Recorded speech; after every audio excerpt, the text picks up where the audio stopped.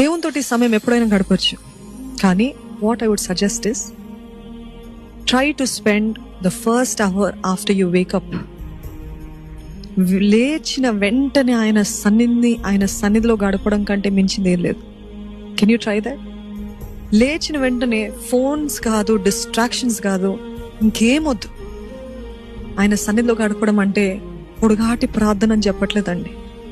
ఒక వాక్యము తీయండి, ఆ వాక్యాన్ని ధ్యానించండి, ఆ వాక్యాన్ని మీ దగ్గర పెట్టుకుని, యేసయ్యా థ్యాంక్ యూ ప్రభా, ఇంత చక్కటి దినం ఇచ్చా నీకు వందాలు ప్రభా, ఇదిగో నాకు ఇచ్చిన దీన్ని బట్టి నీకు వందాలు. మీ కళ్ళ ముందు ఏది కనపడుతుందో దాన్ని బట్టి దేవునికి స్తుతులు చెప్పండి. మీ జీవితంలో ఉన్న మనుషులు బట్టి దేవునికి స్తుతులు చెప్పండి. దేవుడు మిమ్మల్ని పోషిస్తున్న విధానం బట్టి దేవునికి స్తుతులు చెప్పండి. ఇచ్చిన ఉద్యోగం బట్టి, ఇచ్చిన పిల్లలు బట్టి, భర్త బట్టి, భార్య బట్టి, what ever you seen front, పొద్దున లేసిందే ఒక స్తుతితో, ఒక కృతజ్ఞతతో, ఎవరితో మాట్లాడక ముందు వీలైనంత వరకు ఒక అరగంట అయినా ముందు లేసి, అందరికంటే ముందు. అందరు లేసిన తర్వాత మనకి మైండ్ అంతా డిస్ట్రాక్ట్ అయిపోతాం. కానీ ఎవ్వరు లేగక ముందు మీరు just talk with God. Can you wake up earlier?